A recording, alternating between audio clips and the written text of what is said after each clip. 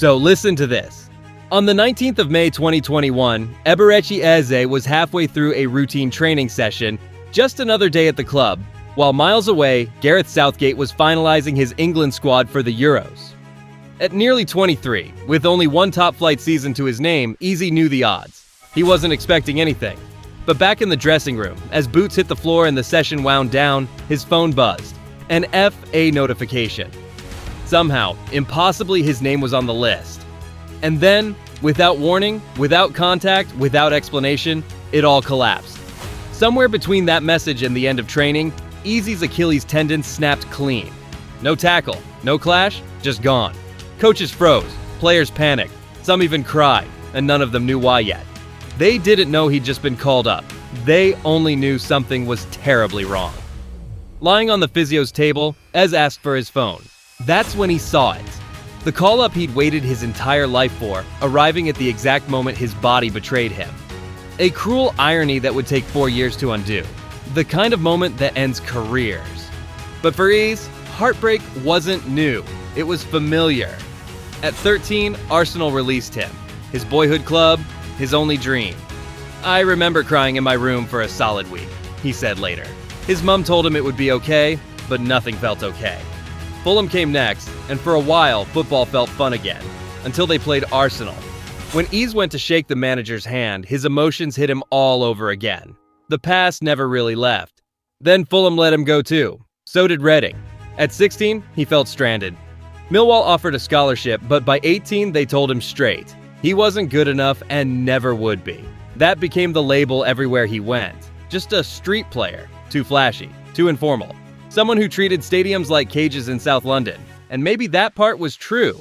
Those cages shaped him. They made him fearless. They made him choose a nutmeg over the safe option. What those clubs got wrong was thinking he couldn't do that to professionals too. Sunderland, Bristol City, Swansea, rejection after rejection. Soon there were more clubs that had turned him away than clubs that ever believed. Football stopped feeling real. Life without it started creeping in. He didn't like school. Even PE bored him. He was preparing for a part-time job at Tesco when his agent called. One last trial. One final door still cracked open. Queen's Park Rangers. Eze grabbed it like it was oxygen. 9 goals in his first 14 reserve starts.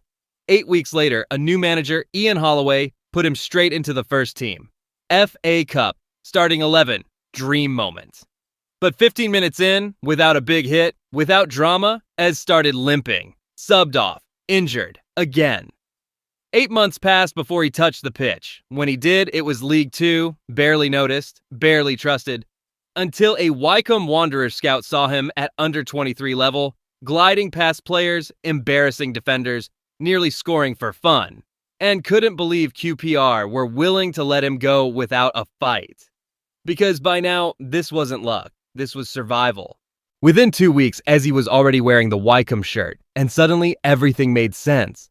Volleys from outside the box, curlers into the top corner, 1-2s with Akinfenwa like they'd played together for years.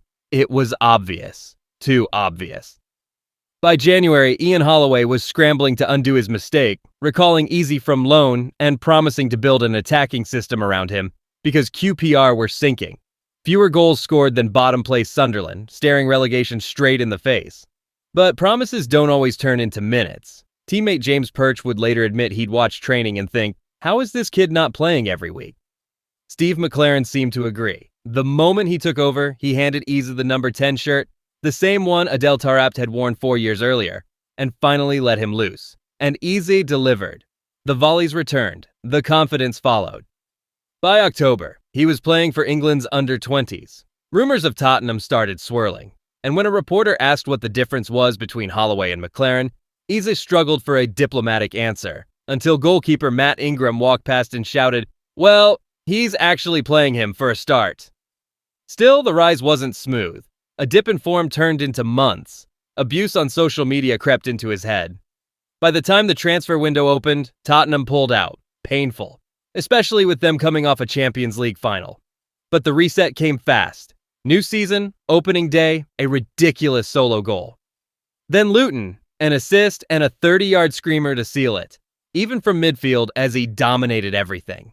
Pandemic or not, he carried QPR. involved in 33% of their goals, top scorer, top assist provider, 22 goal contributions in the championship. He swept all 3 Player of the Year awards, board, fans, players. Les Ferdinand said he could be the best he'd ever worked with, and still, Tottenham said no, Crystal Palace didn't. Palace were rebuilding, moving on from the oldest squad in the league, overly dependent on Wilfried Zaha, desperate for creativity after finishing with the second worst goal tally in the Premier League. They took the risk. Eze became their 3rd most expensive signing ever. QPR's record sale, it didn't take long. A free kick in his second full 90 set the tone. By January, he was dribbling through entire teams for goal of the season contenders. Nigeria's national team manager started calling weekly. By May, he did it again. Gliding past Sheffield United from deep like gravity didn't apply to him. And then, the call-up. And then, the injury. Against every expectation, Eze returned in 5 months, not 7 or 8. But football had moved on, Hodgson was gone, Vieira was in, Michael Olise had arrived, Conor Gallagher had taken over, and Eze admitted later, "I didn't think I'd ever reach that level again." 1 full season passed, just 600 minutes. Then, as he approached 25, the goals returned. But so did instability. Vieira moved him again right as Palace went 13 games without a win. Vieira lost his job. Roy Hodgson came back from retirement, put Eze back into midfield, Gallagher's old role, and never took him off again. Palace exploded. 10 games, 2 defeats, 7 goal contributions. Club top scorer? Again. And finally, the England call-up returned him to where it all broke years earlier. But maybe the most important part wasn't individual. It was partnership. With Zaha gone, the throne was empty, and Eze and Olise took it together. One of the most feared duos in the league. In 2023-24, they created 34 chances for each other. Almost 1 clear chance per game just through combinations. Sounds impressive, right? Here's the catch. They only started 9 matches together. Injuries kept them apart for 143 days. Those 9 games, 27 goal contributions, 21 points. The 6 matches where neither played, 5 points. And suddenly, it was clear. This wasn't coincidence. This was what Crystal Palace could be. Had Crystal Palace simply maintained the points per game average they had when both Eberechi Eze and Michael Olise were fit, they wouldn't have been fighting for mid-table respectability. They would have finished 3rd, just 3 points off the title. But flip the equation, take away both of them, and Palace's season collapses into something barely survivable. 31 points, just scraping above the relegation line. That contrast alone tells you everything. This wasn't a purple patch. This was structural. This was destiny flirting with reality. And nowhere was it clearer than in the final 6 games of that season.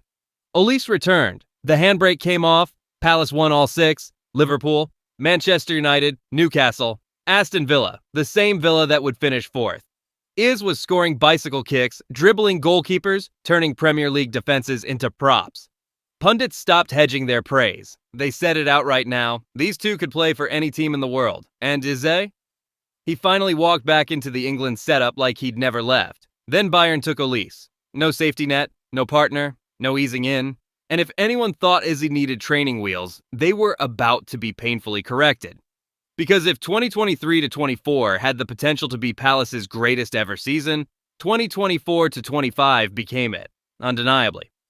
Injuries still tried to interfere. Eze missed the entire month of November. He made just 1 start in February. By that point, 13 goal contributions in 23 games felt impressive, but not explosive. Palace sat 13th.